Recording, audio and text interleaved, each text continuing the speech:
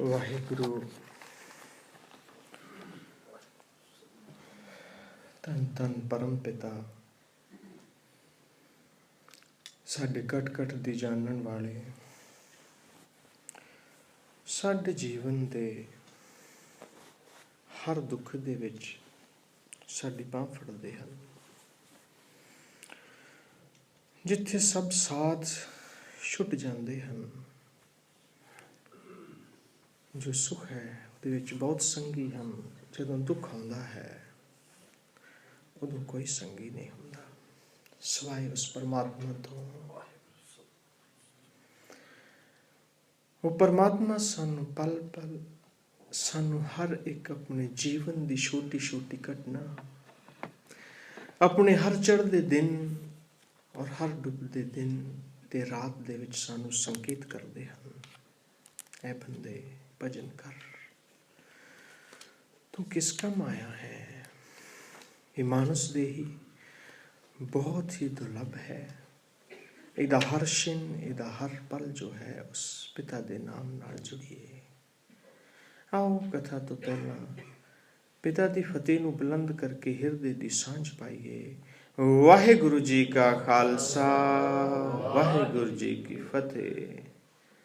ਕਿਉਂਕਿ ਸਾਨੂੰ ਆਪਣੇ ਹਿਰਦੇ ਦੇ ਤਲ ਨੂੰ ਉਸ ਤਰ੍ਹਾਂ ਦਾ ਬਣਾਉਣਾ ਹੈ ਜਿੱਥੇ ਬੈਠ ਕੇ ਅਸੀਂ ਉਸ ਪਿਤਾ ਦੀ ਹਰ ਗੱਲ ਨੂੰ ਸਮਝ ਸਕੀਏ। ਅਸੀਂ ਦੁਨਿਆਵੀ ਪਿਤਾ ਦੇ ਸਾਹਮਣੇ ਵੀ ਬੈਠਦੇ ਹਾਂ ਤੇ ਪੈਰਾਂ ਦੇ ਵਿੱਚ ਬੈਠਦੇ ਹਾਂ ਕਿ ਸ਼ਾਇਦ ਪਿਤਾ ਦਾ ਕੋਈ ਕਿਹਾ ਹੋਇਆ ਬਚਨ ਸਾਡੇ ਕੰਨਾਂ ਤੱਕ ਪਹੁੰਚੇ, ਉਹ ਸਾਡੇ ਜੀਵਨ ਨੂੰ ਕਿਤੇ ਸਵਾਰ ਜਾਏ। ਕਿਤੇ ਐਸੀ ਠੰਡੀ ਹਵਾ ਆਏ ਜੋ ਸਾਨੂੰ ਐਸੀ ਠੰਡਕ ਦੇ ਜਾਏ, ਜੋ ਸਾਨੂੰ ਇਸ ਤਪਦੇ ਹੋਏ ਸੰਸਾਰ ਦੀ ਹਰ ਗਰਮੀ ਤੋਂ ਖਿਨ ਖਿਨ ਬਚਾ ਲਵੇ। ਅੱਜ ਜਪਜੀ ਸਾਹਿਬ ਦੀ 3ਵੀਂ ਪੌੜੀ ਦੀ ਕਥਾ ਹੈ। ਉਸ ਪਿਤਾ ਦੀ ਕਿਰਪਾ ਦੇ ਨਾਲ, ਆਪ ਸਭ ਦੀਆਂ ਅਰਦਾਸਾਂ ਦੇ ਨਾਲ, ਆਪ ਦੀ ਜੋ ਚਰਨ ਧੂੜੀ ਦਾਸ ਦੇ ਮਸਤਕ ਤੇ ਲੱਗਦੀ ਹੈ, ਉਸ ਦੇ ਨਾਲ ਆਪਾਂ ਇੱਥੋਂ ਤੱਕ ਪਹੁੰਚ ਸਕੇ ਹਾਂ। ਨਹੀਂ ਤਾਂ ਉਸ ਪਿਤਾ ਦੀ ਬਾਣੀ ਨੂੰ ਪੜ੍ਹਨਾ ਅਤਿਅੰਤ ਮੁਸ਼ਕਿਲ ਹੈ ਔਰ ਉਸ ਦੀ ਵਿਆਖਿਆ ਕਰਨੀ ਉਸ ਤੋਂ ਵੀ ਅਤਿਅੰਤ ਮੁਸ਼ਕਿਲ ਹੈ। ਇਹ ਉਸ ਦੀ ਕਿਰਪਾ ਹੈ ਔਰ ਉਸ ਦੀ ਕਿਰਪਾ ਦੇ ਨਾਲ, ਆਪ ਦੀਆਂ ਅਰਦਾਸਾਂ ਦੇ ਨਾਲ ਆਪਾਂ ਸਾਰੇ ਇੱਥੇ ਪਹੁੰਚ ਸਕੇ ਹਾਂ। ਆਓ ਅੱਗੇ ਗੁਰੂ ਜੀ 3ਵੀਂ ਪੌੜੀ ਦੇ ਵਿੱਚ ਕੀ ਫਰਮਾਨ ਕਰਦੇ ਹਨ। ਸਾਨੂੰ ਉਸ ਮਾਰਗ ਦਾ ਅਗਲਾ ਕਿਹੜਾ ਰਾਹ ਦੱਸਣਗੇ, ਉਹ ਸਾਨੂੰ ਕਿਹੜਾ ਅਗਲਾ ਸੱਚਾ ਸੁੱਚਾ ਰਾਹ ਦੱਸਣਗੇ ਜੋ ਉਸ ਪਰਿਪੂਰਨ ਪਰਮਾਤਮਾ ਦੇ ਦਰ ਨੂੰ ਜਾਂਦਾ ਹੈ। ਆਓ ਪਹਿਲਾਂ ਬਾਣੀ ਸਰਵਣ ਕਰਦੇ ਹਾਂ। ਏਕਾ ਮਾਈ ਜੁਗਤ ਵਿਆਈ, ਤਿੰਨ ਚੇਲੇ ਪਰਵਾਣ, ਇੱਕ ਸੰਸਾਰੀ ਇੱਕ ਭੰਡਾਰੀ, ਇੱਕ ਲਾਏ ਦੀਵਾਨ। ਜਿਵੇਂ ਤਿਸ ਪਾਵੈ ਤਿਵੇਂ ਚਲਾਵੈ, ਜਿਵੇਂ ਹੋਵੈ ਫੁਰਮਾਨ। ਉਹ ਵੇਖੈ ਉਹਨਾਂ ਨਦਰ ਨ ਆਵੈ, ਬਹੁਤਾ ਏਹ ਵਿਡਾਣ। ਆਦੇਸ ਤਿਸੈ ਆਦੇਸ, ਆਦ ਅਨੀਲ ਅਨਾਦ ਅਨਾਹਤ, ਜੁਗ ਜੁਗ ਏਕੋ ਵੇਸ। ਆਦੇਸ ਤਿਸੈ ਆਦੇਸ, ਆਦ ਅਨੀਲ ਅਨਾਦ ਅਨਾਹਤ, ਜੁਗ ਜੁਗ ਏਕੋ ਵੇਸ। ਵਾਹਿਗੁਰੂ ਜੀ ਕਾ ਖਾਲਸਾ, ਵਾਹਿਗੁਰੂ ਜੀ ਕੀ ਫਤਿਹ। ਆਓ ਪਿਤਾ ਦੇ ਉਸ ਸੁਨਹਿਰੇ ਸੁਨੇਹੇ ਨੂੰ, ਉਸ ਸੁਨਹਿਰੇ ਮੁਖ ਤੋਂ, ਉਸ ਪਵਿੱਤਰ ਮੁਖ ਤੋਂ ਉਚਰੇ ਹੋਏ ਬਚਨ ਸਾਡੇ ਵਰਗੇ ਮੂਰਖਾਂ ਨੂੰ ਰਾਹ ਪਾਉਣ ਦੇ ਲਈ ਅਤਿਅੰਤ ਬਖਸ਼ਿਸ਼ ਕਰਦੇ ਹਨ। ਸੰਸਾਰ ਦੀ ਰਚਨਾ, ਸੰਸਾਰ ਦੀ ਉਤਪਤੀ ਦੇ ਸੰਬੰਧ ਦੇ ਵਿੱਚ ਜੋ ਜੋਗੀਆਂ ਦੇ ਵਿਚਾਰ ਆਏ ਸੰਸਾਰ ਦੇ ਸਾਹਮਣੇ, ਗੁਰੂ ਸਾਹਿਬ ਨੇ ਇਸ ਪੌੜੀ ਦੇ ਵਿੱਚ ਉਹ ਵਿਚਾਰ ਪ੍ਰਗਟ ਕੀਤੇ ਹਨ ਤੇ ਧੰਨ ਸ਼੍ਰੀ ਗੁਰੂ ਨਾਨਕ ਦੇਵ ਜੀ ਨੇ ਜੋਗੀਆਂ ਨੂੰ ਸਮਝਾ ਕੇ ਤੇ ਜੋ ਸੰਸਾਰ ਨੂੰ ਵਿਚਾਰ ਦਿੱਤੇ ਹਨ ਉਹਨਾਂ ਦਾ ਵਰਣਨ ਇਸ ਪੌੜੀ ਦੇ ਵਿੱਚ ਹੈ। ਆਓ ਪਿਤਾ ਜੀ ਕੀ ਫਰਮਾਨ ਕਰਦੇ ਹਨ। ਵਾਹਿਗੁਰੂ। ਏਕਾ ਮਾਈ ਜੁਗਤ ਵਿਆਈ ਤਿੰਨ ਚੇਲੇ ਪਰਵਾਣ। ਏਕਾ ਮਾਈ ਜੁਗਤ ਵਿਆਈ ਤਿੰਨ ਚੇਲੇ ਪਰਵਾਣ। ਉਹ ਪਰਮਾਤਮਾ ਦਾ ਹੁਕਮ ਅਟਲ ਹੈ। ਆਪਣੇ ਹੁਕਮ ਨੂੰ ਅੱਗੇ ਚਲਾਉਣ ਦੇ ਲਈ, ਆਪਣੇ ਇਸ ਖੇਲ ਨੂੰ ਅੱਗੇ ਚਲਾਉਣ ਦੇ ਲਈ ਉਸ ਪਰਮਾਤਮਾ ਨੇ ਸੰਸਾਰ ਦੀ ਰਚਨਾ ਕੀਤੀ। ਗੁਰੂ ਸਾਹਿਬ ਫਰਮਾਨ ਕਰਦੇ ਹਨ, ਏਕਾ ਮਾਈ ਜੁਗਤ ਵਿਆਈ। ਜੁਗਤੀ ਜੋ ਸੀ ਉਹਦਾ ਮਾਇਆ ਮਾਤਾ ਦੇ ਨਾਲ ਵਿਆਹ ਹੋਇਆ ਔਰ ਉਹਦੇ ਤੋਂ ਤਿੰਨ ਚੇਲਿਆਂ ਦਾ ਜਿਹੜਾ ਸੀ ਪ੍ਰਮਾਣਿਕ ਜਨਮ ਹੋਇਆ। ਏਕਾ ਮਾਈ ਜੁਗਤ ਵਿਆਈ ਤਿੰਨ ਚੇਲੇ ਪਰਵਾਣ। ਮਾਇਆ ਕੀ ਹੈ? ਅਸੀਂ ਜਦੋਂ ਬੱਚਾ ਜਨਮ ਲੈਂਦਾ ਹੈ ਸੰਸਾਰ ਦੇ ਵਿੱਚ, ਉਸ ਪਿਤਾ ਦੇ ਨਾਲ ਜੁੜਿਆ ਹੋਇਆ ਹੁੰਦਾ ਹੈ ਔਰ ਜਦੋਂ ਹੀ ਉਹ ਜਨਮ ਲੈ ਕੇ ਇਸ ਸੰਸਾਰ ਦੇ ਵਿੱਚ ਆਉਂਦਾ ਹੈ, ਉਹ ਮਾਇਆ ਦੀ ਗੋਦ ਦੇ ਵਿੱਚ ਚਲਾ ਜਾਂਦਾ ਹੈ। ਬੱਚਾ ਹੈ, ਇਆਣਾ ਹੈ, ਮਾਇਆ ਦੀ ਗੋਦ। ਹੁਣ ਮਾਂ ਦੀ ਗੋਦ ਜੋ ਹੈ ਉਹਦੇ ਵਿੱਚ ਬੱਚਾ ਕਦੋਂ ਤੱਕ ਰਹਿੰਦਾ ਹੈ? ਜਦੋਂ ਤੱਕ ਬੱਚਾ ਸੁਰਤ ਦੇ ਵਿੱਚ ਨਹੀਂ ਆਉਂਦਾ। ਇਆਣਾ ਹੈ ਭਾਵ ਨਿਆਣਾ ਹੈ, ਉਸ ਨੂੰ ਮਤ ਨਹੀਂ ਹੈ। ਉਹ ਉਨਾ ਚਿਰ ਉਸ ਮਾਂ ਦੀ ਗੋਦ ਦੇ ਵਿੱਚ ਰਹਿੰਦਾ ਹੈ। ਅਗਰ ਉਹ ਸਾਰੀ ਉਮਰ ਹੀ ਇਆਣਾ ਬਣਿਆ ਰਵੇ, ਉਹ ਮਾਤਾ ਦੀ ਗੋਦ ਚੋਂ ਬਾਹਰ ਨਹੀਂ ਆ ਸਕਦਾ। ਇਸ ਸੰਸਾਰ ਦੇ ਵਿੱਚ ਮਾਇਆ ਕੀ ਹੈ? ਇਹ ਮਾਂ ਰੂਪੀ ਮਾਇਆ ਦੀ ਗੋਦ ਹੈ। ਮਾਇਆ ਜੋ ਹੈ, ਜਿਸ ਤਰ੍ਹਾਂ ਬੱਚਾ ਮਾਂ ਦੀ ਗੋਦ ਦੇ ਵਿੱਚ ਹੈ, ਇਹ ਸਾਰਾ ਹੀ ਸੰਸਾਰ ਜੋ ਹੈ ਮਾਇਆ ਰੂਪੀ ਮਾਂ ਦੀ ਗੋਦ ਦੇ ਵਿੱਚ ਹੈ। ਹੁਣ ਗੋਦ ਦੇ ਵਿੱਚ ਬੱਚਾ ਕਦੋਂ ਤੱਕ ਰਹਿੰਦਾ ਹੈ? ਜਦੋਂ ਤੱਕ ਉਹ ਇਆਣਾ ਹੈ, ਨਿਆਣਾ ਹੈ, ਨਾ ਸਮਝ ਹੈ। ਉਹ ਬੱਚਾ ਮਾਂ ਦੇ ਪਿੱਛੇ ਪਿੱਛੇ ਭੱਜਦਾ ਹੈ, ਗੋਦ ਮੰਗਦਾ ਹੈ ਮਾਂ ਦੀ। ਪਰ ਜਦੋਂ ਉਹ ਬੱਚਾ ਸਿਆਣਾ ਹੋ ਜਾਂਦਾ ਹੈ, ਉਹੋ ਹੀ ਮਾਂ ਉਸ ਬੱਚੇ ਦੇ ਪਿੱਛੇ ਭੱਜਦੀ ਹੈ, ਉਹ ਗੋਦ ਦੇ ਵਿੱਚ ਨਹੀਂ ਰਹਿੰਦਾ ਔਰ ਮਾਂ ਉਸ ਨੂੰ ਪਿੱਛੇ ਪਿੱਛੇ ਭੱਜ ਕੇ ਉਸ ਬੱਚੇ ਨੂੰ ਫੜਦੀ ਹੈ, ਉਹ ਫਿਰ ਪਕੜ ਦੇ ਵਿੱਚ ਨਹੀਂ ਆਉਂਦਾ। ਇਹੀ ਧਾਰਮਿਕ ਦੁਨੀਆ ਦੇ ਵਿੱਚ ਹੈ। ਜਦ ਤੱਕ ਅਸੀਂ ਮਾਇਆ ਦੇ ਵਿੱਚ ਹਾਂ, ਉਹਦੀ ਗੋਦ ਦੇ ਵਿੱਚ ਹਾਂ, ਅਸੀਂ ਇਆਣੇ ਹਾਂ। ਅਸੀਂ ਉਸ ਮਾਇਆ ਦੀ ਗੋਦ ਦੇ ਵਿੱਚੋਂ ਨਿਕਲਾਂਗੇ ਜਦੋਂ ਅਸੀਂ ਸਿਆਣੇ ਹੋਵਾਂਗੇ। ਸਿਆਣੇ ਕਿਸ ਤਰ੍ਹਾਂ ਹੋਵਾਂਗੇ? ਜਦੋਂ ਅਸੀਂ ਭਗਤ ਜਨ ਬਣਾਂਗੇ, ਉਸ ਪਿਤਾ ਦੀ ਖੋਜ ਦੇ ਵਿੱਚ ਨਿਕਲਾਂਗੇ, ਉਸ ਪਿਤਾ ਦੀ ਭਗਤੀ ਕਰਾਂਗੇ।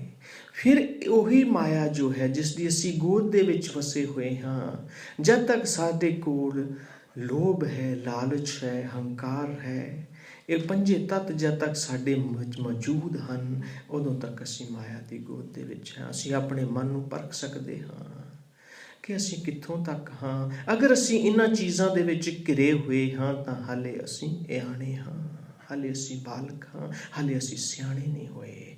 ਔਰ ਜਿਸ ਦਿਨ ਉਸ ਗੁਰੂ ਦੀ ਭਗਤੀ ਕਰਕੇ, ਉਸ ਪਿਤਾ ਦੇ ਨਾਮ ਨੂੰ ਲੈ ਕੇ ਅਸੀਂ ਭਗਤ ਜਨ ਬਣਾਂਗੇ, ਉਸ ਦਿਨ ਇਹ ਮਾਇਆ ਜੋ ਮਾਂ ਰੂਪੀ ਮਾਇਆ ਹੈ, ਫਿਰ ਉਹ ਭਗਤਾਂ ਦੇ ਪਿੱਛੇ ਭੱਜਦੀ ਹੈ। ਜਿਸ ਚੀਜ਼ ਦੇ ਨਾਲ ਅਸੀਂ ਜੁੜੇ ਹੋਏ ਹਾਂ, ਮਾਇਆ ਦੇ ਨਾਲ, ਜਦੋਂ ਅਸੀਂ ਉਸ ਪਰਮਾਤਮਾ ਨਾਲ ਜੁੜਦੇ ਹਾਂ ਤਾਂ ਜਿਸ ਤਰ੍ਹਾਂ ਬੱਚੇ ਦੇ ਪਿੱਛੇ ਮਾਂ ਭੱਜਦੀ ਹੈ, ਉਹ ਹੱਥ ਨਹੀਂ ਆਉਂਦਾ। ਇਸੇ ਤਰ੍ਹਾਂ ਭਗਤ ਜਨ ਜੋ ਹੈ ਉਹ ਫਿਰ ਮਾਇਆ ਰੂਪੀ ਮਾਂ ਦੇ ਹੱਥ ਵਿੱਚ ਨਹੀਂ ਆਉਂਦਾ, ਫਿਰ ਮਾਇਆ ਪਿੱਛੇ ਪਿੱਛੇ ਭੱਜਦੀ ਹੈ। ਕਿਉਂਕਿ ਜੋ ਗੁਰੂ ਵੱਲ ਨੂੰ ਚਲੇ ਜਾਂਦਾ ਹੈ, ਇਹ ਸਭ ਚੀਜ਼ਾਂ ਉਹਨਾਂ ਦੇ ਮਗਰ ਜਾਂਦੀਆਂ ਹਨ। ਸਿੱਧਾਂ ਦਾ ਵਿਚਾਰ ਸੀ, ਸੰਤਾਂ ਦਾ ਵਿਚਾਰ ਸੀ। ਗੁਰੂ ਨਾਨਕ ਦੇਵ ਜੀ ਮਹਾਰਾਜ ਜੋ ਇਹ ਸਿੱਧਾਂ ਦਾ ਵਿਚਾਰ ਦੱਸ ਰਹੇ ਹਨ, ਏਕਾ ਮਾਈ ਜੁਗਤ ਵਿਆਈ ਤਿੰਨ ਚੇਲੇ ਪਰਵਾਣ। ਇਹ ਇੱਕ ਪ੍ਰਮਾਣਿਕ ਤੱਥ ਹੈ ਕਿ ਜੋ ਮਾਇਆ ਸੀ ਉਸ ਦਾ ਵਿਆਹ ਜੋ ਹੋਇਆ ਜੁਗਤੀ ਦੇ ਨਾਲ, ਉਸ ਤੋਂ ਤਿੰਨ ਚੇਲੇ ਪਰਵਾਣ ਹੋਏ। ਪ੍ਰਮਾਣਿਕ ਤਿੰਨ ਚੇਲੇ ਪੈਦਾ ਹੋਏ, ਬ੍ਰਹਮਾ, ਵਿਸ਼ਨੂੰ ਤੇ ਮਹੇਸ਼। ਜਿਨ੍ਹਾਂ ਨੂੰ ਬਾਅਦ ਦੇ ਵਿੱਚ ਨਾਮ ਦਿੱਤਾ ਗਿਆ। ਇਹ ਜੋਗੀਆਂ ਨੇ ਔਰ ਜੋ ਸੰਤ ਮਹਾਂਪੁਰਸ਼ ਸੀ ਉਸ ਵੇਲੇ ਦੇ ਦਾਰਸ਼ਨਿਕ ਨਹੀਂ ਸੀ, ਉਹਨਾਂ ਨੇ ਇਹ ਤਿੰਨ ਚੀਜ਼ਾਂ ਦਾ ਜੋ ਹੈ ਕੀਤਾ ਕਿ ਇਹ ਤਿੰਨ ਹੀ ਚੀਜ਼ਾਂ, ਜੋ ਤਿੰਨ ਹੀ ਸ਼ਕਤੀਆਂ ਹਨ, ਇਹ ਉਸ ਤੋਂ ਪੈਦਾ ਹੋਈਆਂ ਹਨ। ਤਿੰਨ ਚੇਲੇ ਪ੍ਰਵਾਨ, ਉਹ ਜੋ ਤਿੰਨ ਚੇਲੇ ਹਨ, 33 ਕਰੋੜ ਦੇਵਤੇ ਹਨ। ਇਹਨਾਂ ਦੇ ਵਿੱਚੋਂ ਇਹ ਜੋ ਤਿੰਨ ਦੇਵਤੇ ਹਨ ਉਹ ਸਿਰਮੌਰ ਹਨ। ਉਹਨਾਂ ਦੇ ਵਿੱਚੋਂ ਸੰਸਾਰ ਦੇ ਸਾਹਮਣੇ ਇਹ ਵਿਚਾਰ ਆਈ ਕਿ ਜਿਹੜੀ ਜੋਗੀਆਂ ਦੀ ਪਕੜ ਹੈ ਜਾਂ ਸੰਤਾਂ ਦੀ ਜੋ ਪਕੜ ਸੀ ਉਸ ਵੇਲੇ ਦਿਆਂ ਦੀ, ਦਾਰਸ਼ਨਿਕਾਂ ਦੀ ਪਕੜ ਸੀ, ਉਹਨਾਂ ਦੇ ਕੋਲ ਤਿੰਨ ਗੁਣ, ਤਿੰਨ ਸ਼ਕਤੀਆਂ ਪ੍ਰਗਟ ਹੋਈਆਂ, ਜਿਹਦੇ ਵਿੱਚ ਉਹਨਾਂ ਨੇ ਕਿਹਾ ਕਿ ਇੱਕ ਜੋ ਹੈ ਬ੍ਰਹਮਾ ਜੋ ਹੈ ਉਹ ਪੈਦਾ ਕਰਨ ਵਾਲਾ ਹੈ, ਉਤਪਤੀ ਕਰਨ ਵਾਲਾ ਹੈ। ਵਿਸ਼ਨੂੰ ਜੋ ਹੈ ਉਹ ਪਾਲਣਾ ਕਰਨ ਵਾਲਾ ਹੈ, ਔਰ ਜੋ शिव जी है, महेश है, ਉਹ ਜੋ ਹੈ ਉਹ ਮੌਤ ਕਰਨ ਵਾਲਾ ਹੈ, ਪਰਲੇ ਕਰਨ ਵਾਲਾ ਹੈ। ਉਹ ਜੀਵਾਂ ਨੂੰ ਸੰਸਾਰ ਦੇ ਉੱਤੋਂ ਲੈ ਜਾਂਦਾ ਹੈ।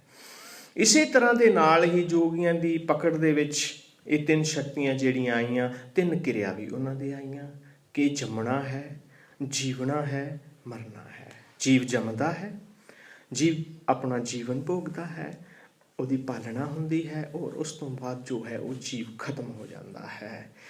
ਕੋਈ ਵੀ ਦੁਨੀਆ ਦਾ ਜੀਵ ਹੈ, ਪਸ਼ੂ ਪੰਛੀ ਹੈ, ਉਹਦੀ ਇਹੀ ਕਿਰਿਆ ਹੈ, ਤਿੰਨਾਂ ਕਿਰਿਆਂ ਦੇ ਵਿੱਚ ਹੀ ਗੁਜ਼ਰਦਾ ਹੈ, ਜੰਮਦਾ ਹੈ, ਜੀਵਨ ਭੋਗਦਾ ਹੈ, ਔਰ ਉਸ ਤੋਂ ਬਾਅਦ ਖਤਮ ਹੋ ਜਾਂਦਾ। ਪਸ਼ੂ ਪੰਛੀ ਵੀ, ਇਹ ਜੋ ਤਾਰੇ ਹਨ, ਇਹ ਜੋ ਚੰਦ ਸੂਰਜ ਤਾਰੇ ਹਨ, ਇਹ ਸਾਰੇ ਵੀ ਇਸੇ ਤਰ੍ਹਾਂ ਜੋ ਹੈ ਪੈਦਾ ਹੁੰਦੇ ਹਨ, ਟਿਕ ਜਾਂਦੇ ਹਨ, ਔਰ ਉਸ ਤੋਂ ਬਾਅਦ ਜੋ ਹੈ ਉਹਨਾਂ ਦੀ ਸਮਾਪਤੀ ਹੋ ਜਾਂਦੀ ਹੈ, ਉਹਨਾਂ ਦਾ ਅੰਤ ਹੋ ਜਾਂਦਾ ਹੈ।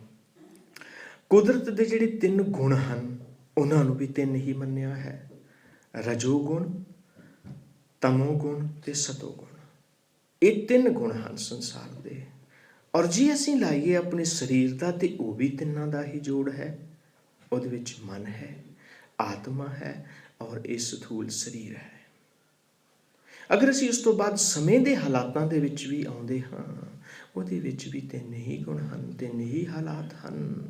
ਉਰਦੂ ਦੇ ਵਿੱਚ ਉਹਨਾਂ ਨੂੰ ਕਹਿੰਦੇ ਹਨ ਹਾਲ, ਮਾਜੀ, ਮੁਸਤਕਬਿਲ, ਜਿਨ੍ਹਾਂ ਨੂੰ ਆਪਾਂ ਭੂਤ, ਭਵਿੱਖ ਤੇ ਵਰਤਮਾਨ ਕਹਿੰਦੇ ਹਾਂ। ਇਹ ਤਿੰਨ ਹੀ ਕਾਲ ਹਨ।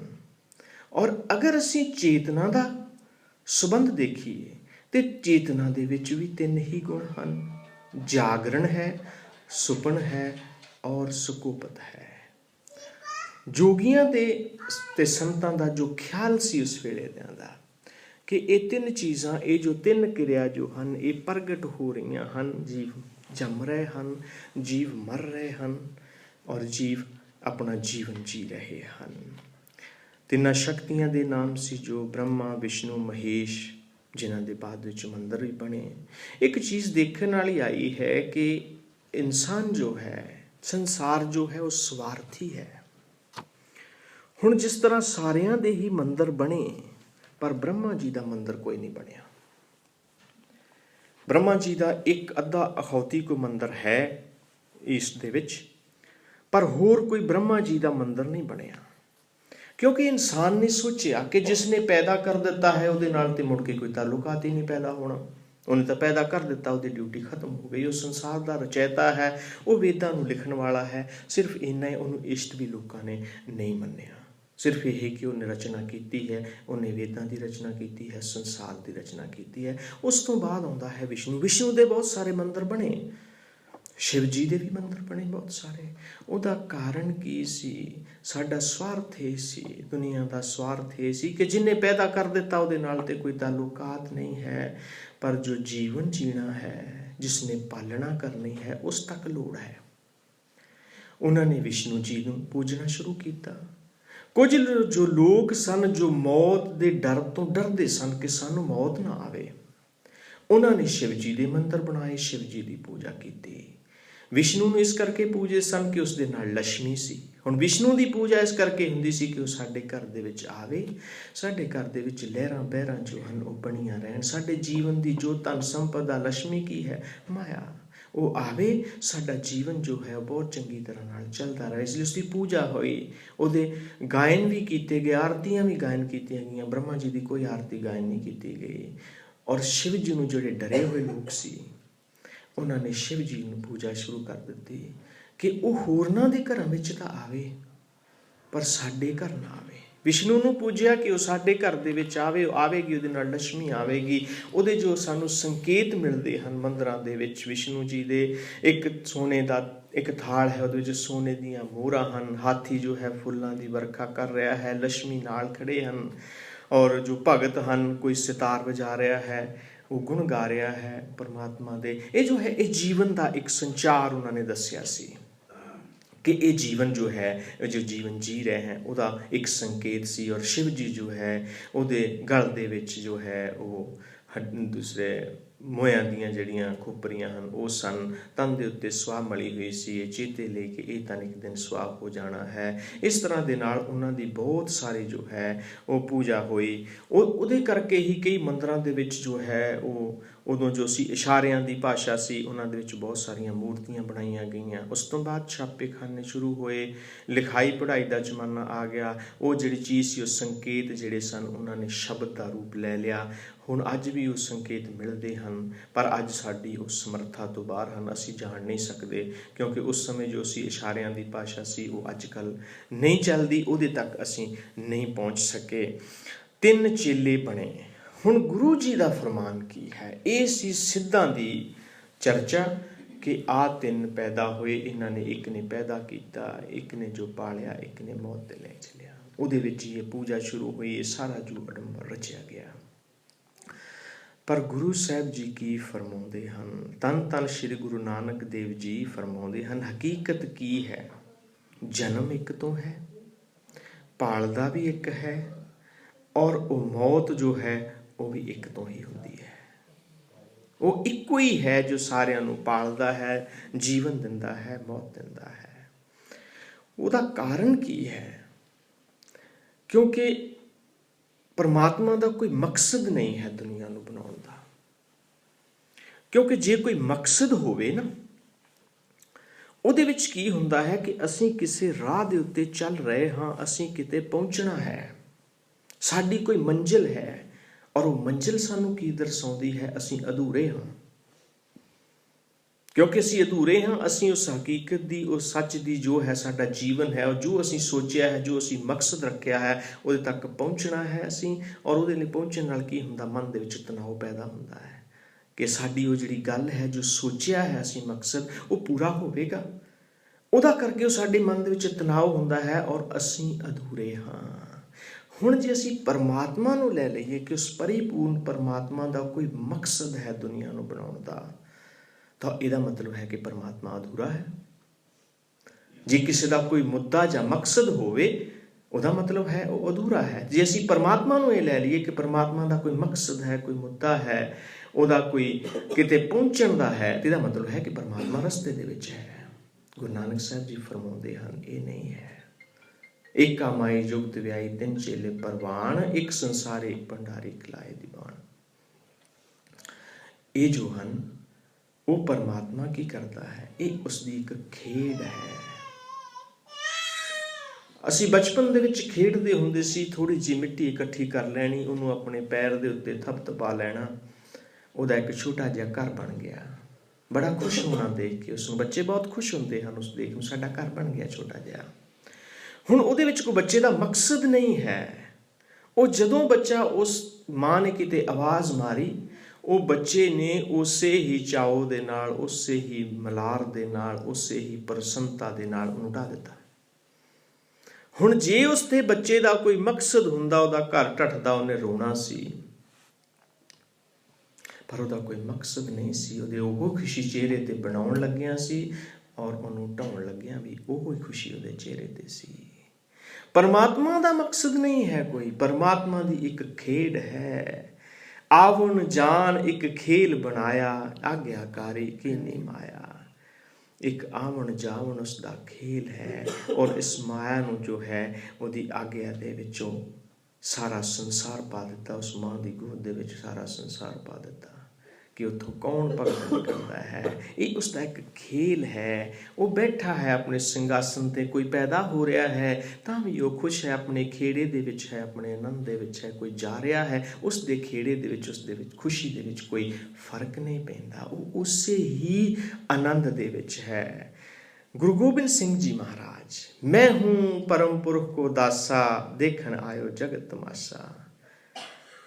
मैं तमाशा देखन आया हाँ दुनिया दा, मैं खुद तमाशा बनन नहीं आया। ये दुनिया जो है एक तमाशा है। और वो परम पिता ने जदों उन्हां दे जीवन दे विच चारे बच्चे ही शहीद हो गए, हुण जे ते वो तमाशा आप हुंदे ते फिर उन्होंने रोना सी, उत्थे उन्हां दी अखां 'च अथरू होने चाहिए सी। पर उत्थे गुरु साहब जी ने की फरमाया सी, कहंदे एक बलदे हुए भांबड़ दे विचों जे 4 चिंगारियां चले भी गईयां ते की होया। वो आप तमाशा नहीं सन, वाकिया ही जगत का तमाशा देखण लई आए हुए सन। ऐ बंदे तू तमाशा ना बन, तू तमाशा देख, जगत सब तमाशा है। जदों तू तमाशा बनता है असी लड़ते हाँ, विकारां विच जांदे हाँ, हज़ारां लोग लड़दियां नूं इकट्ठे हो जाते हैं। वो की है, इंसान एक तमाशा बन के रह जाता है। ऐ इंसान तू तमाशा ना बन, तू इस जगत ते जो चल रहा है उस तमाशे नूं देख। भगतां ते दार्शनिकां ने भी जो है, भगत जन वो हुंदे हन जो उस दी तह तक जाके उस परिपूर्ण परमात्मा दे नाल मिल जाते हैं, वो भगत हुंदे हन। एक दार्शनिक हुंदे हन, भगत तां महान हन, पर एक दार्शनिक हुंदे हन जिहड़े दार्शनिक उस तय तक झात मार लेंदे हन, देख लेंदे हन ये जीवन दे विच की है, जां उस परिपूर्ण परमात्मा दी नेड़ता दे विच की है। एक उर्दू दा शायर होया है मिर्जा गालिब, उसने इस गल नूं बड़े ही संपूर्णता दे लिखिया है। बागीचे इतफाल है दुनिया मेरे आगे, कहंदा ये दुनिया जो है, तिफल हुंदा है बच्चा, ये एक बच्चे दा खेल है मेरे अगे, एक बच्चे दा तमाशा है मेरे अगे। बागीचे इतफाल है दुनिया मेरे आगे, ये दुनिया मेरे लिए एक तमाशा है, इस तो वध कुछ नहीं है। होता है सुबह रोज तमाशा मेरे आगे, हर रोज तमाशा दुनिया दा हो रहा है, रात दा तमाशा हो रहा है, दिन दा तमाशा हो रहा है, पर देख रहा हाँ कि मेरे सामने जो है वो तमाशा हो रहा है। एक खेल है औरंगे सुलमै मेरे नजदीक, ये जो राज तख्त है, जो राज भाग है, ये भी कहता है कि मेरे अगे जो है एक खेड है। मैनू कोई चुक के भी राज दे उत्ते बिठा देवे ते मैं उसनू बच्चियां दा खेल ही समझांगा, पर एक राजनीतिक दे वास्ते एक खेड नहीं है। वो अपने जीवन नू दाऽ ते ला दिंदा है राजनीति दे विच कुछ बनन लई, को उपर जाण लई, क्योंकि वो खुद तमाशा बनिया होया है, और तमाशा देखण नहीं आया। वो हर रिस्क लैंदा है अपने जीवन दे विच। पर इत्थे मिर्जा गालिब जी कह रहे हैं कि ये जो सारा राज भागदा है, राजा बनना, उहदे लई प्रजा दे विच सारा कुछ करना, अपने आप को ऊंचा दिखाना, ये मेरे लिए एक खेल है। एक बात है आज़ाद मसीहा मेरे आगे, ईसा मसीह जी, मुहम्मद जी, क्योंकि मुसलमान धर्म दे विच करामातां दा बहुत रिवाज है, सिख धर्म दे विच मना है। किसे कबर दे उत्ते हथ लाया मुर्दा जिंदा हो गया, कोई रोगी है उसके सिर ते हथ लाया वो तंदुरुस्त हो गया। ईसा मसीह ने भी ऐसे कई कीते हैं और मुहम्मद साहब ने भी ऐसा किया है। वो कहता ये भी मेरे लिए एक खेल है, एक बात है आज़ाद मसीहा मेरे आगे, ये भी मेरे सामने एक खेल है, इतना कर देना। क्योंकि असली जो चीज़ है उस परमात्मा तक पहुँचने की उत्थे तनाव नहीं है, उत्थे खिच नहीं है कोई, उत्थे आनंद रूप है। ए बंदे आनंद के रूप दे विच आउण दे लई उस परिपूर्ण परमात्मा नूं मिलना पएगा। वाहिगुरू। एक संसारी एक भंडारी, एक लाए दी बाण, जीव तिस भावै तिवै चलावै, जीव होवै फुरमान। एक संसारी एक भंडारी, एक लाए दी बाण, एक संसारी है एक भंडारी है, एक जो ले जाने वाला है। गुरु साहब कहते ये नहीं है, ये इको तो ही प्रभ इंसान की उत्पत्ति हुंदी है, सारी जीवां की उत्पत्ति हुंदी है, एक ही उन्होंने पालदा है और एक ही जो है वो उन्होंने जो है वो ले जाता है। ऐ सिद्धो ये सारा जो है ये ठीक नहीं है जो तुसी कर रहे हो कि 3 शक्तियां हन ਔਰ ਉਹ ਇਕੱਲੇ ਇਕੱਲੇ ਦਾ ਸੁਭਾਅ ਜੋ ਹੈ ਉਸ ਦੇ ਅਨੁਸਾਰ ਕਰਦੇ ਹਨ। ਉਹ ਕਾਰੇ ਲਾਏ ਹੋਏ ਹਨ ਪਰਮਾਤਮਾ ਨੇ, ਪਰ ਜੋ ਕੁਝ ਹੁੰਦਾ ਹੈ ਉਸ ਪਰਮਾਤਮਾ ਦੀ ਮਰਜ਼ੀ ਦੇ ਵਿੱਚ ਆਉਂਦਾ ਹੈ। ਉਹਦੀ ਮਰਜ਼ੀ ਨਾਲ ਹੀ ਇਨਸਾਨ ਆਉਂਦਾ ਹੈ, ਉਹਦੀ ਮਰਜ਼ੀ ਨਾਲ ਹੀ ਜੀਵਨ ਭੋਗਦਾ ਹੈ, ਸਾਹਾਂ ਦੀ ਪੂੰਜੀ ਲੈ ਕੇ, ਔਰ ਉਸ ਦੀ ਮਰਜ਼ੀ ਦੇ ਨਾਲ ਹੀ ਉਹ ਲੈ ਜਾਂਦਾ ਹੈ। ਉਹ ਜੋ ਕਾਰ ਹੈ ਉਹ ਇੱਕੋ ਹੀ ਕਰਦਾ ਹੈ। ਹੇਮਕੁੰਡ ਦੇ ਤਪੀਸਰ ਉਹ ਜੀਵਨ ਦੇ ਗਹਿਰੇ ਤਲ ਵਿੱਚ ਗਏ ਸਨ, ਤਾਂ ਹੀ ਉਹਨਾਂ ਕਿਹਾ ਸੀ ਮੈਂ ਹੂੰ ਪਰਮ ਪੁਰਖ ਕੋ ਦਾਸਾ, ਦੇਖਣ ਆਇਓ ਜਗਤ ਤਮਾਸ਼ਾ। ਹੁਣ ਤਮਾਸ਼ੇ ਦੇ ਵਿੱਚ ਕੀ ਹੈ? ਤਮਾਸ਼ਾ ਜੋ ਹੈ, ਇਸ ਤਮਾਸ਼ੇ ਦੇ ਵਿੱਚ ਅਸੀਂ ਜੋ ਹੈ ਤਮਾਸ਼ਗੀਨ ਬਣਦੇ ਹਾਂ, ਅਸੀਂ ਆਪਣਾ ਤਮਾਸ਼ਾ ਦਿਖਾਉਂਦੇ ਹਾਂ। ਪਰ ਗੁਰੂ ਸਾਹਿਬ ਕਹਿੰਦੇ ਹਨ ਜਿਮ ਤਿਸ ਭਾਵੈ ਤਿਵੇਂ ਚਲਾਵੈ, ਜਿਮ ਹੋਵੇ ਫਰਮਾਨ। ਇਹ ਬੰਦੇ, ਇਹ ਇਨਸਾਨ ਹੁੰਦਾ ਉਹ ਕੁਛ ਹੀ ਹੈ ਜੋ ਉਸ ਪਰਮਾਤਮਾ ਨੂੰ ਮਨਜ਼ੂਰ ਹੁੰਦਾ ਹੈ, ਬਾਕੀ ਸਭ ਗੱਲਾਂ ਝੂਠੀਆਂ ਹਨ। ਸ਼ਿਵ ਜੀ, ਇੱਕ ਵਾਰੀ ਸ਼ਿਵ ਜੀ ਨੇ ਜਿੱਦ ਕੀਤੀ, ਪਰਮਾਤਮਾ ਦੇ ਕੋਲ ਚਲੇ ਗਿਆ, ਕਹਿਣ ਲੱਗਾ ਇਹ ਪਰਮਾਤਮਾ ਮੈਨੂੰ ਬਹੁਤ ਬੁਰਾ ਲੱਗਦਾ ਹੈ, ਮੈਂ ਲੋਕਾਂ ਦੇ ਘਰ 'ਚ ਜਾਂਦਾ ਹਾਂ ਮੌਤ ਬਣ ਕੇ। ਇੱਕ ਗਾਥਾ ਹੈ ਕਿ ਮੇਰੀ ਡਿਊਟੀ ਹੈ ਉਹ ਬਦਲ ਦਿੱਤੀ ਜਾਵੇ। ਹੁਣ ਅਸੀਂ ਦੁਨੀਆ ਦੇ ਵਿੱਚ ਵੀ ਦੇਖਦੇ ਹਾਂ, ਅਸੀਂ ਹਰ ਇੱਕ ਇਨਸਾਨ ਅਲੱਗ-ਅਲੱਗ ਕੰਮ ਕਰਦਾ ਹੈ। ਪਰਮਾਤਮਾ ਨੇ ਉਸਦੇ ਸੁਭਾਅ ਦੇ ਅਨੁਸਾਰ ਉਸਨੂੰ ਕੋਈ ਕਾਰਜ ਦਿੱਤਾ ਹੋਇਆ ਹੈ। ਕੋਈ ਇੱਕ ਇਨਸਾਨ ਕੰਮ ਕਰਦਾ ਕਿ ਵੀ ਦੂਸਰੇ ਨੂੰ ਪਸੰਦ ਨਹੀਂ ਹੁੰਦਾ, ਯਾਰ ਮੈਂ ਹਾਂ ਮੈਂ ਨਹੀਂ ਇਹ ਕਰ ਸਕਦਾ, ਲੇਕਿਨ ਦੂਸਰਾ ਜਿਹੜਾ ਹੈ ਬਸ ਨੂੰ ਚਾਅ ਦੇ ਨਾਲ ਬੜੇ ਆਨੰਦ ਨਾਲ ਕਰ ਰਿਹਾ ਹੈ, ਕਿਉਂਕਿ ਉਸਦਾ ਸੁਭਾਅ ਹੈ। ਹੁਣ ਸ਼ਿਵ ਜੀ ਨੂੰ ਮੌਤ ਦੀ ਡਿਊਟੀ ਦਿੱਤੀ ਸਿੱਧਾ ਦੇ ਅਨੁਸਾਰ ਕਿ ਤੂੰ ਮੌਤ ਦੇਣੀ ਹੈ। ਉਹ ਪਰਮਾਤਮਾ ਕੋਲ ਚਲੇ ਗਿਆ। ਇੱਕ ਮਿਥਿਹਾਸ ਹੈ, ਪਰਮਾਤਮਾ ਨੂੰ ਕਹਿਣ ਲੱਗਾ ਕਿ ਪਰਮਾਤਮਾ ਮੈਨੂੰ ਇੰਦਰ ਦੀ ਡਿਊਟੀ ਦੇ ਦਿਓ ਵਰਖਾ ਕਰਨ ਦੀ, ਵੀ ਮੇਰੇ ਕੋਲ ਇਹ ਸਹਾਰ ਨਹੀਂ ਹੁੰਦਾ, ਮੈਂ ਜਿੱਥੇ ਜਾਂਦਾ ਹਾਂ ਰੋਣ ਪਿੱਟਣ ਹੁੰਦਾ ਹੈ। ਗੁਰੂ ਸਾਹਿਬ ਅਕਾਲ ਪੁਰਖ ਕਹਿਣ ਲੱਗੇ ਸ਼ਿਵ ਜੀ ਤੇਰੇ ਸੁਭਾਅ ਦੇ ਅਨੁਸਾਰ ਹੀ ਤੈਨੂੰ ਡਿਊਟੀ ਦਿੱਤੀ ਹੈ। ਜਿਹਦੇ ਪੈ ਗਿਆ ਖਹਿੜੇ ਪੈ ਗਿਆ, ਕਹਿਣ ਲੱਗਾ ਨਹੀਂ ਮੈਨੂੰ ਤੁਸੀਂ ਇਹ ਡਿਊਟੀ ਦੇ ਦਿਓ। ਗੁਰੂ ਸਾਹਿਬ ਅਕਾਲ ਪੁਰਖ ਕਹਿਣ ਲੱਗੇ ਚਲੋ ਠੀਕ ਹੈ, ਤੈਨੂੰ ਇਹ ਡਿਊਟੀ ਦੇ ਦਿੰਦੇ ਹਾਂ, ਤੂੰ ਕਰਕੇ ਦੇਖ ਲੈ। ਅੱਜ ਤੋਂ ਤੈਨੂੰ ਇਹ ਡਿਊਟੀ ਦਿੱਤੀ। ਪਰ ਸ਼ਿਵ ਜੀ ਕਹਿਣ ਲੱਗੇ ਕਿ ਜਦੋਂ ਮੈਂ ਡਮਰੂ ਵਜਾਵਾਂ ਉਦੋਂ ਹੀ ਵਰਸ਼ਾ ਹੋਣੀ ਚਾਹੀਦੀ, ਉਦੋਂ ਹੀ ਵਰਖਾ ਹੋਵੇ, ਉਸ ਤੋਂ ਪਹਿਲਾਂ ਨਾ ਹੋਵੇ। ਤਥਾਸਤੂ ਕਰ ਦਿੱਤਾ ਗਿਆ। ਠੀਕ ਹੈ।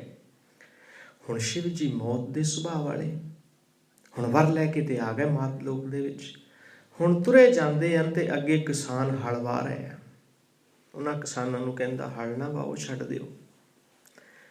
ਉਹ ਕਹਿੰਦੇ ਕਿਉਂ? ਕਹਿੰਦੇ ਵਰਖਾ ਮੇਰੇ ਹੱਥ ਦੇ ਵਿੱਚ, ਹੁਣ 13 ਸਾਲ ਵਰਖਾ ਨਹੀਂ ਪੈਣੀ, ਮੈਂ 13 ਸਾਲ ਲਈ ਜਿਹੜੀ ਵਰਸ਼ਾ ਹੋਣ ਨਹੀਂ ਦੇਣੀ, ਕਿਉਂਕਿ ਸੁਭਾਅ ਮੌਤ ਦਾ ਹੈ ਤੇ ਲੈ ਕੇ ਆਇਆ ਹੈ ਵਰ ਉਹ ਜੀਵਨ ਦਾ। ਉਹ ਕਿਸਾਨ ਕਹਿੰਦੇ ਵੀ ਚਲੋ ਜੇ ਪਰਮਾਤਮਾ ਦੀ ਮੌਜ ਹੋਈ ਤਾਂ ਉਹਨੇ ਬਿਨਾਂ ਪਾਣੀ ਤੋਂ ਹੀ ਖੇਤੀ ਕਰ ਦੇਣੀ ਹੈ। ਕੁਝ ਦਿਨਾਂ ਦੇ ਬਾਅਦ ਉਹ ਫਿਰ ਉੱਥੋਂ ਦੀ ਲੰਘਿਆ। ਉਹ ਕਿਸਾਨ ਬੀਜ ਬੋ ਰਹੇ ਹਨ। ਕਹਿੰਦਾ ਮੈਂ ਤੈਨੂੰ ਕਿਹਾ ਸੀ, ਗੁੱਸੇ 'ਚ ਆ ਕੇ ਸ਼ਿਵ ਜੀ ਨੇ ਕਿਹਾ ਸੀ ਨਾ ਬੀਜ ਬੋ, 13 ਸਾਲ ਤੱਕ ਵਰਖਾ ਨਹੀਂ ਪੈਣੀ। ਉਹ ਕਹਿਣ ਲੱਗੇ ਵੀ ਜੇ ਅਸੀਂ ਇਹ ਕੰਮ ਛੱਡ ਦਿੱਤਾ ਤੇ ਸਾਨੂੰ ਤੇ ਖੇਤੀਬਾੜੀ ਭੁੱਲ ਜਾਏਗੀ, ਸਾਡੇ ਜਿਹੜੀ ਆਉਣ ਵਾਲੀਆਂ ਪੀੜ੍ਹੀਆਂ ਵਾ ਉਹ ਖੇਤੀ ਕਿਸ ਤਰ੍ਹਾਂ ਕਰੇਗੀ, ਸਾਨੂੰ ਤੇ ਸਾਰਾ ਚੱਜ ਭੁੱਲ ਜਾਏਗਾ ਖੇਤੀ ਕਰਨੇ ਦਾ। ਇਹ ਗੱਲ ਸੁਣ ਕੇ ਤੇ ਜਿਹੜਾ ਸ਼ਿਵ ਜੀ ਸੀ ਉਹ ਅੱਗੇ ਜਾ ਕੇ ਇੱਕ ਦਰਖਤ ਦੇ ਥੱਲੇ ਬੈਠ ਗਿਆ। ਮਨ ਦੇ ਵਿੱਚ ਵਿਚਾਰ ਆਇਆ ਵੀ ਜੇ ਮੈਂ 13 ਸਾਲ ਡਮਰੂ ਨਾ ਵਜਾਇਆ ਤਾਂ ਮੈਨੂੰ ਤਾਂ ਚਲਾਉਣਾ ਭੁੱਲ ਜਾਣਾ। ਮੈਂ ਡਮਰੂ ਇਹ ਵਜਾ ਨਹੀਂ ਸਕਦਾ। ਜੇ 13 ਸਾਲ ਬਾਅਦ ਵਜਾਇਆ, ਮੈਂ ਕਹਿ ਦਿੱਤਾ 13 ਸਾਲ ਬਾਅਦ ਵਰਖਾ ਹੋਣੀ ਹੈ, ਤੇ ਮੈਨੂੰ ਤਾਂ ਡਮਰੂ ਭੁੱਲ ਜਾਏਗਾ। ਉਹਨੂੰ ਯਾਦ ਭੁੱਲ ਗਿਆ, ਉਹ ਡਮਰੂ ਵਜਾਉਣਾ ਸ਼ੁਰੂ ਕਰ ਦਿੱਤਾ ਉਹਨੇ। ਜਦੋਂ ਡਮਰੂ ਵਜਾਇਆ ਉਦੋਂ ਵਰਖਾ ਸ਼ੁਰੂ ਹੋ ਗਈ। ਫਿਰ ਗੁੱਸੇ 'ਚ ਆਇਆ ਕਿ ਮੇਰੀ ਮਰਜ਼ੀ ਤੋਂ ਬਿਨਾਂ ਕਿੱਦਾਂ ਮੀਂਹ ਪੈ ਗਿਆ। ਅਕਾਲ ਪੁਰਖ ਤੋਂ ਐਲਾਨ ਹੋਇਆ, ਐ ਸ਼ਿਵ ਤੂੰ ਹੀ ਵਰ ਲੈ ਕੇ ਗਿਆ ਹਾਂ ਕਿ ਜਦੋਂ ਡਮਰੂ ਵਜਾਏਗਾ ਉਦੋਂ ਵਰਖਾ ਹੋਏਗੀ। ਉੱਥੇ ਸ਼ਿਵ ਜੀ ਦੇ ਹੱਥ ਜੁੜ ਗਿਆ, ਕਹਿਣ ਲੱਗੇ ਇਹ ਪਰਮਾਤਮਾ ਹੁੰਦਾ ਉਹੀ ਹੈ ਜੋ ਤੂੰ ਕਰਦਾ ਹੈ, ਹੋਰ ਕਿਸੇ ਦੇ ਕੀਤਿਆਂ ਕੁਛ ਨਹੀਂ ਹੋ ਸਕਦਾ। ਜਿਮ ਭਾਵੇਂ ਤਿਵੇਂ ਚਲਾਵੇ, ਜਿਮ ਹੋਵੇ ਫਰਮਾਨ। ਜਿਸ ਤਰ੍ਹਾਂ ਤੇਰਾ ਫਰਮਾਨ ਹੈ ਉਸੇ ਤਰ੍ਹਾਂ ਹੀ ਹੁੰਦਾ ਹੈ। ਉਹ ਅਕਾਲ ਪੁਰਖ ਦੀ ਕਿਰਿਆ ਨੂੰ ਅਸੀਂ ਕਦੇ ਬਦਲ ਨਹੀਂ ਸਕਦੇ। ਵਾਹਿਗੁਰੂ। ਉਹ ਵੇਖੈ ਉਹ ਨਾ ਨਜ਼ਰ ਨਾ ਆਵੈ, ਬਹੁਤਾ ਇਹੋ ਵਡਾਣ। ਵਾਹਿਗੁਰੂ। ਨਾਨਕ ਸਾਹਿਬ ਜੀ ਫਰਮਾ ਰਹੇ ਹਨ ਕਿ ਇਹ ਬਹੁਤਾ ਇਹ ਵਿਡਾਣ। ਵਿਡਾਣ ਕੀ ਹੁੰਦਾ ਹੈ? ਅਸਚਰਜ।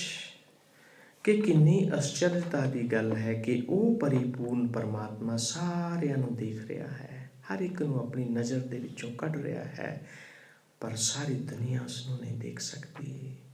ਉਹ ਆਪ ਨਹੀਂ ਦਿਸਦਾ, ਲੇਕਿਨ ਉਹ ਸਾਰੀ ਦੁਨੀਆ ਨੂੰ ਦੇਖ ਰਿਹਾ ਹੈ। ਇਹ ਸਭ ਤੋਂ ਵੱਡਾ ਵਿਡਾਣ ਹੈ, ਇਹ ਸਭ ਤੋਂ ਵੱਡੀ ਜੋ ਹੈ ਅਸਚਰਜ ਦੀ ਗੱਲ ਹੈ। ਵਾਹਿਗੁਰੂ। ਆਦੇਸ ਤਿਥੈ ਆਦੇਸ, ਆਦ ਅਨੀਰ ਨਾਦਨ ਹਤ, ਜੁਗ ਜੁਗ ਏਕੋ ਵੇਸ। ਆਦੇਸ ਤਿਸੈ ਆਦੇਸ, ਉਸ ਪਰਿਪੂਰਨ ਪਰਮਾਤਮਾ ਨੂੰ ਆਦੇਸ ਜੋ ਮੁੱਢ ਹੈ, ਜਿਸ ਦਾ ਆਪਣਾ ਮੁੱਢ ਕੁਛ ਨਹੀਂ ਹੈ, ਉਸ ਤੋਂ ਪਹਿਲਾਂ ਕੋਈ ਨਹੀਂ ਸੀ, ਉਸ ਨੂੰ ਆਦੇਸ ਹੈ। ਉਹ ਜੋ ਧੱਬਿਆਂ ਤੋਂ ਰਹਿਤ ਹੈ, ਉਹ ਜੋ ਪਰਿਪੂਰਨ ਪਰਮਾਤਮਾ ਸਵੱਛ ਹੈ, ਪਵਿੱਤਰ ਹੈ, ਉਸ ਨੂੰ ਨਮਸਕਾਰ ਹੈ। ਜੁਗ ਜੁਗ ਇੱਕੋ ਵੇਸ। ਵੇਸ ਉਹਦਾ ਇੱਕੋ ਇੱਕ ਵੇਸ ਹੈ, ਨਿਰੰਕਾਰ ਦਾ। ਪਰ ਇੱਥੇ ਇੱਕ ਗੱਲ ਸੋਚਣ ਵਾਲੀ ਹੈ, ਵੇਸ ਦਾ ਮਤਲਬ ਹੁੰਦਾ ਹੈ ਸਰੀਰ। ਹੁਣ ਜੋ ਭਗਤੀ ਹੈ ਉਹ ਤਾਂ ਹੀ ਹੋ ਸਕਦੀ ਹੈ ਜੇ ਸਰੀਰ ਹੈ। ਜਿਨ੍ਹਾਂ ਦੇਵਤਿਆਂ ਦਾ ਗੁਰਬਾਣੀ ਦੇ ਵਿੱਚ ਵਰਣਨ ਆਉਂਦਾ ਹੈ ਕਿ ਉਹ ਦੇਵਤੇ ਇਸ ਦੇਹੀ ਨੂੰ ਲੋਚਦੇ ਹਨ, ਉਹ ਇਸ ਗੱਲ ਲਈ ਭਗਤੀ ਕਰ ਰਹੇ ਹਨ ਕਿ ਸਾਨੂੰ ਇਹ ਮਨੁੱਖਾ ਦੇਹੀ ਜੋ ਮਿਲੇ ਤੇ ਅਸੀਂ ਭਗਤੀ ਕਰਕੇ ਉਸ ਪਰਮਾਤਮਾ ਨਾਲ ਮਿਲ ਲਈਏ, ਕਿਉਂਕਿ ਉਹ ਬਹੁਤ ਨਜ਼ਦੀਕ ਸਨ ਪਰਮਾਤਮਾ ਦੇ ਭਗਤੀ ਕਰਕੇ। ਲੇਕਿਨ ਥੋੜ੍ਹੀ ਦੂਰੀ ਤੇ ਜਾ ਕੇ, ਜਦੋਂ ਥੋੜ੍ਹੀ ਦੂਰੀ ਰਹਿੰਦੀ ਸੀ, ਸਰੀਰ ਸਾਥ ਛੱਡ ਗਿਆ। ਸਰੀਰ ਦੇ ਸਾਥ ਛੱਡਣ ਦੇ ਕਰਕੇ ਉਹਨਾਂ ਦੀ ਭਗਤੀ ਨਹੀਂ ਪੂਰੀ ਹੋਈ, ਲੇਕਿਨ ਥੋੜ੍ਹਾ ਦੂਰ ਰਹਿ ਗਏ ਪਰਮਾਤਮਾ ਤੋਂ, ਦੇਵਤੇ ਬਣ ਗਏ। ਹੁਣ ਉਹਨਾਂ ਕੋਲ ਸਰੀਰ ਨਹੀਂ ਹੈ ਔਰ ਉਹ ਸਰੀਰ ਦੇ ਲਈ ਭਗਤੀ ਕਰ ਰਹੇ ਹਨ। ਵੇਸ ਉਸ ਪਰਿਪੂਰਨ ਪਰਮਾਤਮਾ ਦਾ ਵੇਸ ਇੱਕੋ ਹੀ ਹੈ। ਇਹ ਬੰਦੇ, ਇਹ ਜੇ ਤੇਰੀ ਦੇਹ ਹੈ ਤੈਨੂੰ ਪਰਮਾਤਮਾ ਨੇ ਬਖਸ਼ੀ ਹੈ, ਬਹੁਤ ਵਡਮੁੱਲੀ ਹੈ। ਭਾਈ ਗੁਰਦਾਸ ਜੀ ਦੀ ਇੱਕ ਬੜੀ ਵੱਡੀ ਉਦਾਹਰਨ ਹੈ, ਰਤਨ ਮਣੀ ਗਲ ਬਾਂਦਰੇ, ਕੇਹੂ ਕੀਮ ਨਾ ਪਾਵੈ, ਕੇਹੂ ਕੀਮ ਨਾ ਜਾਣੈ। ਰਤਨ ਮਣੀ ਗਲ ਬਾਂਦਰੇ, ਕੇਹੂ ਕੀਮ ਨਾ ਪਾਵੇ। ਕਿ ਕਿਸੇ ਨੇ ਤਰਸ ਕਰਕੇ, ਰਹਿਮਤ ਕਰਕੇ ਇੱਕ ਬਾਂਦਰ ਦੇ ਗਲ ਦੇ ਵਿੱਚ ਬੜੀ ਕੀਮਤੀ ਮਣੀ ਪਾ ਦਿੱਤੀ, ਪਰ ਉਸਨੂੰ ਇਸ ਦੀ ਕੀਮਤ ਦਾ ਪਤਾ ਨਹੀਂ ਹੈ। ਉਹ ਬਾਂਦਰ ਕੀ ਕਰਦਾ ਹੈ? ਉਸਨੂੰ ਫੜਦਾ ਹੈ, ਨਹੁੰਆਂ ਦੇ ਨਾਲ ਤੋੜਦਾ ਹੈ, ਕਦੇ ਉਹਨੂੰ ਦੰਦਾਂ ਦੇ ਵਿੱਚ ਕਰਦਾ ਹੈ, ਪਰ ਉਸਦੀ ਅਸਲੀ ਕੀਮਤ ਦਾ ਉਸਨੂੰ ਪਤਾ ਹੀ ਨਹੀਂ ਹੈ। ਇਹੀ ਜੀਵ ਦੀ ਹਾਲਤ ਹੈ। ਦੂਸਰੀ ਉਦਾਹਰਨ ਉਹਨਾਂ ਦਿੱਤੀ ਹੈ, ਕੜਛੀ ਸਵਾਉ ਨਾ ਸੰਭਲੈ, ਭੋਜਨ ਰਸ ਪਾਵੈ। ਕਿ ਕੜਛੀ ਭੋਜਨ ਦੇ ਵਿੱਚ ਰਹਿੰਦੀ ਹੈ, ਪਰ ਕੜਛੀ ਨੂੰ ਭੋਜਨ ਦੇ ਸਵਾਦ ਦਾ ਪਤਾ ਨਹੀਂ ਹੈ। ਇਹ ਜੋ ਜੀਵਨ ਹੈ, ਅਸੀਂ ਜੀਵਨ ਦੇ ਵਿੱਚ ਰਹਿ ਰਹੇ ਹਾਂ, ਪਰ ਇਸ ਜੀਵਨ ਦੇ ਅਸਲੀ ਮੁੱਲ ਨੂੰ, ਇਸ ਮਣੀ ਦੇ ਅਸਲੀ ਮੁੱਲ ਨੂੰ ਅਸੀਂ ਪਛਾਣ ਨਹੀਂ ਰਹੇ, ਅਜਾਈਂ ਗਵਾ ਰਹੇ ਹਾਂ। ਸਾਡੇ ਨਾਲ ਵੀ ਕਿਤੇ ਉਹ ਹੀ ਨਾ ਹੋਵੇ, ਇਸ ਲਈ ਉਸ ਪਿਤਾ ਦੇ ਨਾਮ ਨੂੰ, ਉਸ ਦੀ ਭਗਤੀ ਨੂੰ ਅਸੀਂ ਹਮੇਸ਼ਾ ਹੀ ਕਰਦੇ ਰਹੀਏ। ਭਾਈ ਨੰਦ ਲਾਲ ਜੀ ਨੇ ਬੜਾ ਖੂਬਸੂਰਤ ਲਿਖਿਆ ਹੈ, ਖੁਸ਼ ਬਵਦ ਉਮਰ ਕੇ ਦਰ ਯਾਦ ਦੇ ਗੁਰਜ, ਵਰਨੈ ਕੇ ਹਾਸਿਲ ਅਸਤ ਅਜੀ ਗੁੰਬਦੇ ਕਬੂਤ ਮਰਾ। ਕਿ ਇਹ ਬੰਦੇ, ਇਹ ਪਰਮਾਤਮਾ, ਤੇਰੀ ਭਗਤੀ ਮੈਨੂੰ ਇੱਥੇ ਲੈ ਆਈ ਹੈ, ਪਰ ਜੇ ਆ ਕੇ ਤੇਰੀ ਅਸੀਂ ਇੱਥੇ ਭਗਤੀ ਨਾ ਕੀਤੀ ਤੇ ਸਾਡਾ ਗੁੰਬਦ, ਇਹ ਨੀਲਾ ਅਸਮਾਨ, ਇਹਦੇ ਥੱਲੇ ਆਉਣ ਦਾ ਸਾਨੂੰ ਕੀ ਫਾਇਦਾ? ਜੇ ਅਸੀਂ ਤੇਰੇ ਨਾਮ ਨੂੰ ਨਾ ਲਿਆ ਤੇ ਇਸ ਜਨਮ ਦਾ ਕੀ ਫਾਇਦਾ? ਇਸ ਲਈ ਇਹ ਬੰਦੇ ਉਸ ਪਿਤਾ ਦੇ ਨਾਮ ਨੂੰ, ਉਸ ਦੀ ਗੁਰਬਾਣੀ ਨੂੰ ਹਮੇਸ਼ਾ ਜਪਦਾ ਰਹੇ, ਸਵਾਸ ਸਵਾਸ ਜਪਦਾ ਰਹੇ। ਇਹੀ ਤੇਰੀ ਆਸ ਦੇ ਵਿੱਚ ਆਉਣਾ ਹੈ। ਗੁਰੂ ਅਰਜਨ ਦੇਵ ਜੀ ਮਹਾਰਾਜ ਹੈ, ਸੁਖ ਮੈਂ ਆਨ ਬਹੁਤ ਮਿਲ ਬੈਠਤ, ਰਹਿਤ ਚਾਹੁੰ ਤਿਸ ਘੇਰੇ, ਜਿਉ ਤਿਸ ਪਾਵੈ ਤਿਵੇਂ ਚਲਾਵੈ ਜਿਉ ਹੋਏ ਫਰਮਾਨ। ਸੁਖ ਮੈਂ ਆਨ ਬਹੁਤ ਸੁਖ ਬੈਠੇ, ਰਹਿਤ ਚਾਹੁੰ ਤਿਸ ਘੇਰੇ। ਜਿਹੜਾ ਸੁਖ ਮੈਂ ਆਨ, ਜਦੋਂ ਸੁਖ ਹੈ ਸਾਡੇ ਦੇ ਕੋਲ, ਉਦੋਂ ਸਾਡੇ ਸੰਗ ਦੇ ਨਾਲ ਬਹੁਤ ਆ ਬੈਠਦੇ ਹਨ। ਅਸੀਂ ਹੱਸ ਰਹੇ ਹਾਂ ਕਿਤੇ ਬੈਠੇ, ਕੋਈ ਦੂਸਰਾ ਆ ਗਿਆ ਸਾਡੇ ਹਾਸੇ ਦੇ ਵਿੱਚ ਸ਼ਾਮਲ ਹੋ ਜਾਏਗਾ, ਉਹ ਵੀ ਉਸ ਤਰ੍ਹਾਂ ਹੀ ਕਹਿ ਕਹਾਏ ਲਗਾਏਗਾ। ਲੇਕਿਨ ਅਗਰ ਕੋਈ ਇਨਸਾਨ ਰੋ ਰਿਹਾ ਹੈ, ਰੋਂਦਿਆਂ ਨਾਲ ਕੋਈ ਨਹੀਂ ਰੋਂਦਾ, ਰੋਂਦਿਆਂ ਦੇ ਨਾਲ ਕੋਈ ਨਹੀਂ। ਇਹ ਜਿੰਨੇ ਵੀ ਤੇਰੇ ਆਲੇ ਦੁਆਲੇ ਹਨ। ਇਹ ਬੰਦੇ ਜੋ ਸੁਖ ਦੇ ਵਿੱਚ ਤੇਰੇ ਆਲੇ ਦੁਆਲੇ ਹਨ, ਇਹ ਨਾ ਸਮਝ ਤੇਰੇ ਹਨ। ਜਿਸ ਦਿਨ ਤੇਰੇ ਤੇ ਭੀੜ ਪਈ, ਜਿਸ ਦਿਨ ਤੇਰੇ ਤੇ ਮੁਸ਼ਕਿਲ ਹੋਈ, ਜਿਸ ਦਿਨ ਤੇਰੀਆਂ ਅੱਖਾਂ ਦੇ ਵਿੱਚ ਅਥਰੂ ਹੋਏ, ਇਹਨਾਂ ਨੂੰ ਦੀਵਾ ਲੈ ਕੇ ਵੀ ਲੱਭੇਗਾ, ਤੈਨੂੰ ਨਹੀਂ ਲੱਭਣੇ। ਉਸ ਦਿਨ ਤੈਨੂੰ ਕੌਣ ਲੱਭਣਾ ਹੈ? ਸਿਰਫ ਪਰਿਪੂਰਨ ਪਰਮਾਤਮਾ। ਤੂੰ ਜਿਨ੍ਹਾਂ ਤੇ ਮਾਣ ਕਰਦਾ ਹੈ ਉਹਨਾਂ ਨੂੰ ਭੁੱਲ, ਤੂੰ ਉਸ ਪਰਿਪੂਰਨ ਪਰਮਾਤਮਾ ਨੂੰ ਦੇਖ। ਜੇ ਦੁਨੀਆ ਨੂੰ ਦੇਖਣਾ ਵੀ ਹੈ ਤੇ ਤਾਂ ਵੀ ਉਹਨਾਂ ਦੇ ਵਿੱਚ ਉਸ ਪਰਿਪੂਰਨ ਪਰਮਾਤਮਾ ਨੂੰ ਦੇਖ ਕੇ ਉਸ ਦੀ ਬੰਦਗੀ ਕਰ। ਇਹੀ ਤੇਰਾ ਜੋ ਹੈ ਮੁਕਾਮ ਹੈ, ਇਹੀ ਜਿਹੜੀ ਤੇਰੀ ਅਸਲੀ ਜ਼ਿੰਦਗੀ ਹੈ। ਤੇਰਾ ਜੋ ਸਰੀਰ ਹੈ ਤੈਨੂੰ ਮਿਲਿਆ ਹੋਇਆ, ਉਹਦੀ ਅਸਲੀ ਕਿਰਿਆ ਜਿਹੜੀ ਹੈ ਉਹ ਇਹੀ ਹੈ। ਇਹ ਬੰਦੇ ਉਸ ਪਿਤਾ ਦੇ ਨਾਲ ਜੁੜ। ਇਤਨੀਆਂ ਹੀ ਬੇਨਤੀਆਂ ਪ੍ਰਵਾਨ ਕਰਨੀਆਂ। ਕਥਾ ਕਰਦਿਆਂ ਕੋਈ ਸ਼ਬਦ ਵੱਧ ਘੱਟ ਬੋਲਿਆ ਗਿਆ ਹੋਵੇ, ਉਹ ਪਰਮ ਪਿਤਾ ਧੰਨ ਧੰਨ ਸ਼੍ਰੀ ਗੁਰੂ ਗ੍ਰੰਥ ਸਾਹਿਬ ਜੀ ਮਹਾਰਾਜ ਸਾਧ ਸੰਗਤ ਬਖਸ਼ਣ ਯੋਗ ਹੈ, ਬਖਸ਼ ਲੈਣਾ। ਅਰਦਾਸ ਕਰਨੀ, ਇਸ ਮਤਹੀਨ ਨੂੰ ਪਰਮਾਤਮਾ ਮਤ ਬਖਸ਼ੇ। ਆਪ ਦੇ ਚਰਨਾਂ ਦੀ ਧੂੜੀ ਹਮੇਸ਼ਾ ਮਸਤਕ ਤੇ ਲੱਗਦੀ ਰਹੇ।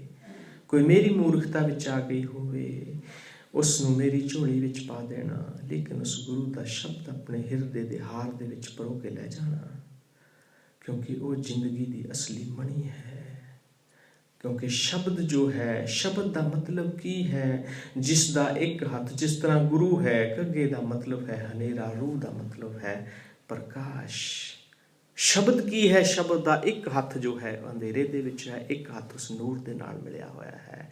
ਇਹ ਬੰਦੇ ਉਸ ਨੂਰ ਦੇ ਨਾਲ ਮਿਲਣ ਦੇ ਲਈ ਤੂੰ ਸ਼ਬਦ ਜੋ ਹੈ, ਜਿਸ ਦਾ ਦੂਸਰਾ ਹੱਥ ਨੂਰ ਦੇ ਨਾਲ ਮਿਲਿਆ ਹੈ, ਉਸ ਨੂੰ ਲੈ ਕੇ ਚੱਲ। ਪਰ ਇਹ ਨਾ ਕਰੇ ਕਿਤੇ ਕਿ ਤੂੰ ਸ਼ਬਦ ਤੋਂ ਵੀ ਅੱਗੇ ਚੱਲ ਪਵੇਂ।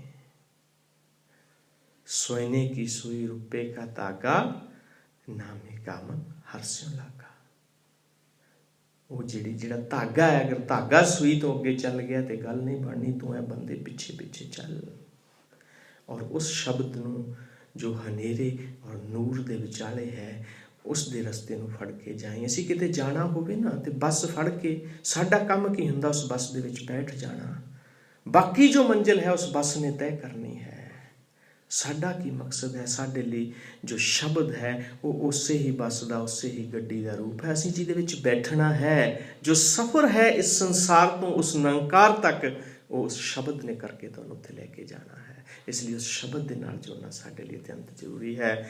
ਭੁੱਲਾਂ ਦੀ ਖਿਮਾ, ਆਪ ਦੀ ਅਰਦਾਸ ਜੋ ਆਪ ਹਮੇਸ਼ਾ ਕਰਿਆ ਕਰੋ। ਇਸ ਮਤਹੀਨ ਨੂੰ ਪਰਮਾਤਮਾ ਮਤ ਬਖਸ਼ੇ। ਅਣਜਾਣ ਹਾਂ, ਗਲਤੀ, ਉਹ ਖਿਮਾ ਕਰਨੀ, ਆਪ ਅਰਦਾਸ ਕਰਨੀ ਕਿ ਪਰਮਾਤਮਾ ਐਸਾ ਬਲ ਬਖਸ਼ੇ, ਗੁਰੂ ਦੇ ਸ਼ਬਦਾਂ ਦੀ ਆਪ ਦੇ ਹਿਰਦਿਆਂ ਨਾਲ ਹਮੇਸ਼ਾ ਸਾਂਝ ਪਾਉਂਦੇ ਰਹਾਂ। ਵਾਹਿਗੁਰੂ ਜੀ ਕਾ ਖਾਲਸਾ, ਵਾਹਿਗੁਰੂ ਜੀ ਕੀ ਫਤਿਹ। ਹੁਣ ਬਾਬਾ ਜੀ ਆਪ ਨੂੰ ਆਨੰਦ ਸਾਹਿਬ ਦਾ ਪਾਠ ਸਰਵਣ ਕਰਾਉਣਗੇ, ਉਸ ਤੋਂ ਬਾਅਦ ਵਾਹਿਗੁਰੂ ਜੀ ਕਾ ਖਾਲਸਾ, ਵਾਹਿਗੁਰੂ ਜੀ ਕੀ ਫਤਿਹ। ਸੰਸਕਾਰਯੋਗ ਗੁਰੂ ਪ੍ਰਸਾਦ ਸੰਗਤ ਜੀ।